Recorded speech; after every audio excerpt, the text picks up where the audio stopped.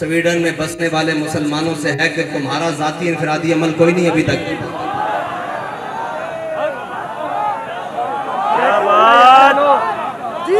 اگر تم کلمہ پڑھتے ہو تو تمہارا بھی ذاتی انفرادی عمل اس وقت بہت سارے ہو جانے چاہیے تھے. بے شک.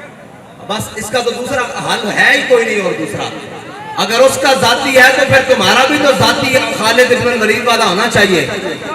تمہارا ذاتی عمل بھی تو جناب غازی علم الدین والا ہونا چاہیے. تمہارا ذاتی عمل بھی تو عامر عبد الرحمن چیمہ والا ہونا چاہیے. تمہارا ذاتی عمل بھی تو جناب ممتاز قادری والا ہونا چاہیے. بس اس کی دوسری کوئی رائے نہیں ہے کہ اس کے خلاف کیا بات کریں. میرا اعلان پہلا تو یہ ہے کہ انشاءاللہ اتوار والے دن پاکستان کی ہر بڑی شاہراہ پر لبیک والے بیٹھیں گے. اس لیے کہ ہمارے پاس اقتدار نہیں ہے. آپ نے گھر سے مسلح اور قرآن لے کر آنا ہے. عصر سے مغرب تک سب نے اتوار والے دن قرآن اور مسلح لے کر آنا ہے. پاکستان کی ہر بڑی شاہراہ پر لبیک والے، جیسے لاہور ہے تو لاہور میں مال روڈ پر، کراچی ہے تو شاہراہ فیصل پر، اسلام آباد ہے تو شاہراہ دستور پر، اس طرح جناب بڑی بڑی شاہراہوں پر قرآن اور مسلح لے کر آنا ہے. ٹھیک ہے جی. عصر سے مغرب تک، اور پھر مغرب سے عشاء بھی ہو سکتی ہے، عشاء سے فجر بھی ہو سکتی ہے. یہ تو پھر اگلی بات ہے نا. قرآن اور مسلح، اور اپنے بچوں کو بھی ساتھ لے کر آنا ہے. اپنے بوڑھوں کو نہیں، مردے یار بڑھے کچھ نہیں ہوتا انہوں نے. بوڑھوں کو بھی ساتھ لے کر آنا ہے، نوجوانوں کو بھی ساتھ لے کر آنا ہے. گھر میں کوئی بندہ نہ رہے. ٹھیک ہے بھائی. جتنے لبیک والے ہیں سارے مین شاہراہوں پر، اگر شہر دور ہیں تو جو ان کے قریب مین سڑکیں بنتی ہیں وہاں پر آئیں گے. یہ ہمارا اعلان اس وقت ہے جب تک لبیک کے پاس حکومت نہیں ہے. اور اگر لبیک کے پاس حکومت ہوتی آج کے دن تو پھر کوئی تحریکی مارچ ریلیوں کا اعلان نہیں ہوتا. صرف ایک پی ٹی وی کا مائک ہوتا اور جو بھی لبیک جس کو حاکم بناتی وہ سامنے ہوتا اور وہ کہتا کہ گھروں سے ایک مسلح اور اپنا ہتھیار اور اپنی سواری لے کر شاہراہوں پر آ جاؤ.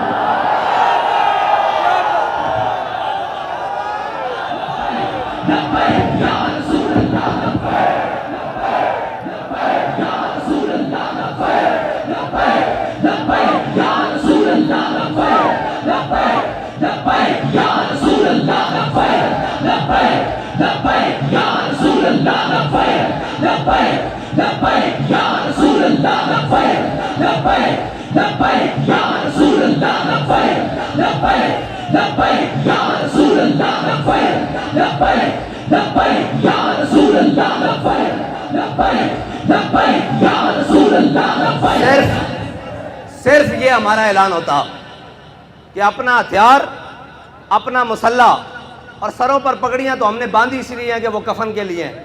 ویسے بھی سفید سوٹ پہنتے ہیں، ویسے بھی شہید تو جس حالت میں بھی چلا جائے. اور اللہ کی قسم یہ یورپی یونین نیٹو کی بات کرتے ہیں، پوری دنیا ان کے قدموں میں آ جانی تھی. اگر یہ اعلان آج بھی کر دیں کہ تمام مسلمان جو چاہتے ہیں قرآن کی حفاظت ہو تو اپنا مسلح بائیں بغل میں اور اپنا ہتھیار دائیں بغل میں، اور ہاتھ لبیک کے نعرے ساتھ بلند کرتے ہوئے باہر آ جائیں. ہم بات کرنے جا رہے ہیں عالم کفر سے کہ یا تو تم نہیں یا تو ہم نہیں. یہ ہے علاج ان کا، اور کوئی علاج نہیں ہے. یہ قرآن بابا جی پہلے بھی کہہ کے گئے ہیں، یہ قرآن اس لیے جلاتے ہیں کہ تم ملعون ہو، تم حاکم بے شرم ہو. ورنہ یار ایک اسرائیل، اتنا سا اسرائیل، آج انہوں نے اس بات کو شامل کیا ہے کہ ٹھیک ہے جی مسلمانوں کا بھی احتجاج، لیکن ہم اس کو اس لیے نہیں جلنے دیں گے کہ جناب اس میں تورات اور یہودیوں کی تورات اور انجیل ہیں جی، یہ ساری اس کا بھی جلانے کا انہوں نے اعلان کیا ہے. لہٰذا ہم سے بات اسرائیل کے سفیر نے کی ہے، ہم آئندہ کے بعد اس کی اجازت نہیں دیں گے. اس کو غیر قانونی قرار دینے لگے ہیں. ڈوب کے مر جانا چاہیے پوری امت مسلمہ کو، پوری امت کو ڈوب کے مر جانا چاہیے. اس لیے کہ ان کا ایک سفیر کہ چند لفظ وہ کام کر گئے جو پوری 1.5 ارب مسلمان نہیں کر سکے۔ اقبال کہتا ہے حفظ قرآن عظیم آئین تست، اقبال کہتا ہے قرآن کی حفاظت یہ تیرا پہلا آئین ہے، اسلام کا آئین ہے۔ حفظ قرآن عظیم آئین تست، یہ تیرا پہلا آئین ہے۔ حرف حق را فاش گفتن، کہتا ہے جب بھی حق کی بات آ جائے سرے بازار کرنا یہ تیرا دین ہے، نہ تو آئین ہے۔ اب پوچھتے ہیں لبیک والوں کا آئین کیا ہے؟ آج کے بعد آپ کو ہمارا آئین پتہ لگ گیا ہے۔ اگر لبیک کے بعد پاس حکومت آئی اور اگر کسی نے ایسی حرکت کی تو ہمارا علاج ایک ہی ہوگا،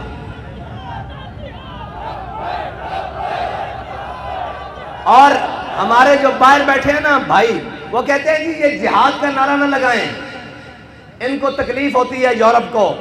میں کہتا ہوں دب کے لاؤ تاکہ انہوں پیڑ پوری ہوئے۔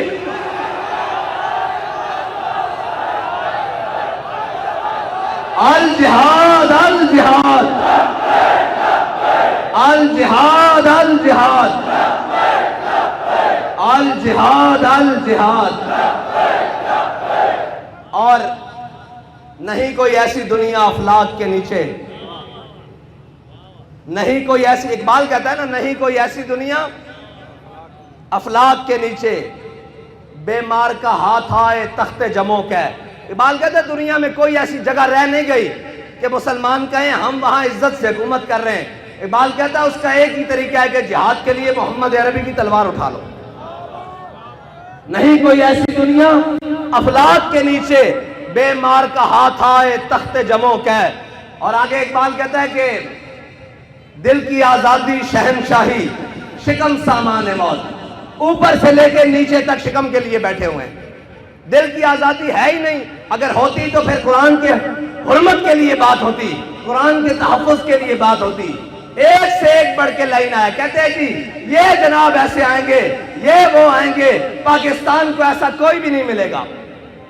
جب تم نے قرآن کو چھوڑ دیا، حضور کی ناموس کو چھوڑ دیا، ہمیں کوئی پرواہ نہیں، تم سارے سمیت جل جاؤ، تمہارا سب کچھ جل جائے، زمین و آسمان آفات و بلیات سب جل جائیں، ہمیں اس سے پرواہ کوئی نہیں۔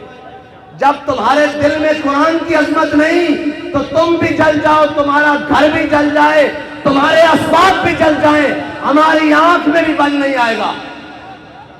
ہاں اس لیے ہمیں کوئی تکلیف نہیں، ہمیں اگر تکلیف ہے تو قرآن کے جلنے کی ہے، اس لیے کہ وہ تکلیف اس لیے، ہاں اگر تمہیں قرآن کے جلنے کی تکلیف ہوتی تو پھر جو ہاتھ تمہارے جانب آتا اس ہاتھ کو ہم توڑتے، جو آنکھ تمہاری جانب اٹھتی اس آنکھ کو ہم پھوڑتے۔ لیکن اب تو ہم دعا کرتے ہیں اللہ تمہیں اور غرق کرے، اور غرق کرے، اور غرق کرے، اور غرق کرے، ان تمام اسباب کو بھی آگ لگا دے جو تم نے اسلام کی حفاظت کے لیے نہیں رکھے۔ اور میں تو یہ کہتا ہوں کہ یہ سب ہم سب بھی مر جائیں، عذاب ہی آئے گا نا ہم پر جب ہم محافظ قرآن نہیں ہیں۔ کیا کریں بھائی، سب صبح اٹھ کر سب کو عزت قرآن کی وجہ سے ملی۔ بابا جی جب قرآن کی بات آتے تھے فرماتے تھے جلیا ساریاں گلاں بعد چون گھروں اسی قرآن پڑھن نکلے سن۔ 1974 بابا جی فرماتے ہیں سب نالوں پہلے قرآن گھروں پڑھن نکلے سن۔ وہ کیا مولوی، وہ کیا پیر، وہ کیا حفاظ، وہ کیا قاری، وہ کیا عوام، وہ کیا جناب، سب کو عزتیں قرآن کی وجہ سے ملی۔ کسی کا بچہ قرآن کی وجہ سے ٹھیک ہوا جناب، کسی کو شفا قرآن کی وجہ سے ملی، کسی کو ہدایت قرآن کی وجہ سے ملی، کسی کو ایمان قرآن کی وجہ سے ملا، کسی کو اسلام قرآن کی وجہ سے ملا۔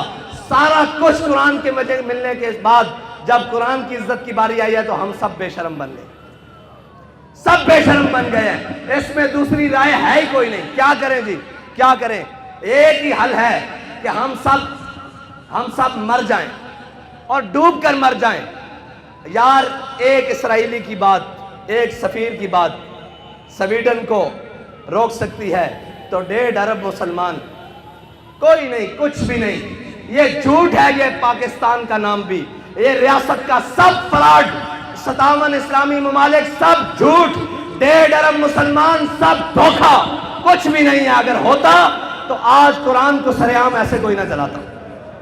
اور یار وارثاں دیا چیزاں کہیں اس طرح لاوارث کر کے جلانا یہ بات نہیں ہے. بس ہماری بات اتنی ہے, ہاں آپ نے آنا ہے اور ہم کیا کر سکتے ہیں؟ کچھ بھی نہیں کر سکتے.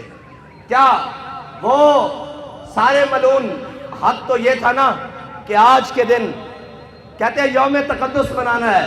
میں نے کہا تم تقدس کو چھوڑو, 365 دن بھی مناؤ تو کوئی فرق نہیں پڑتا. تقدس تو وہ ہے کہ ہمارا بچہ بھی قرآن کو سینے سے لگا کے رکھتا ہے. تقدس تو یہاں سے شروع ہوتا ہے نا, اوپر تک جہاں تک مرضی لے جاؤ. اس کے نفاذ کی بات کرو.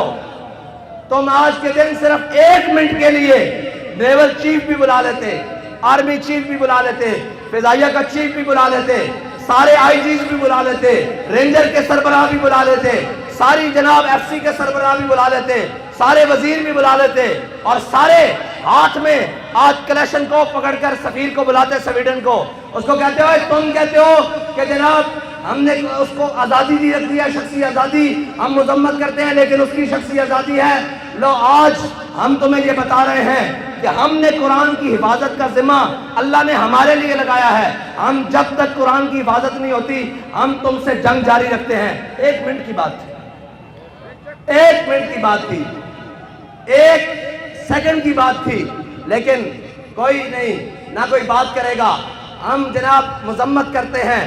میں نے کہا مذمت کی ضرورت نہیں, جب مرمت کی طاقت ہو تو مذمت حیثیت ہی کچھ نہیں رکھتی. مذمت تو شاہ صاحب نے کہا ہے عیسائی بھی کر رہے ہیں, مذمت تو یہودی بھی کر رہے ہیں, مذمت تو پارسی بھی کر رہے ہیں, مذمت تو ہندو بھی کر رہے ہیں. تمہیں اللہ نے اس لیے نہیں طاقت دی تھی, تمہارا کام تھا تم مرمت کرتے. ہاں جس طرح ان کی مرمت کی ہے جنہوں نے تمہارے گھر کو جلایا ہے. ہاں جس طرح ان کے لیے اسپیشل عدالتیں بنائی ہیں, جیسے ان کے لیے لوہے کے راڈ تیار کیے تھے, اس طرح مرمت کرتے تو ان کی جرت بھی نہ ہوتی بات کرتے. لیکن کیا کریں, وہ اقبال نے کہا کیا نہیں ہے اور کوئی غزنوی کارگاہ حیات میں.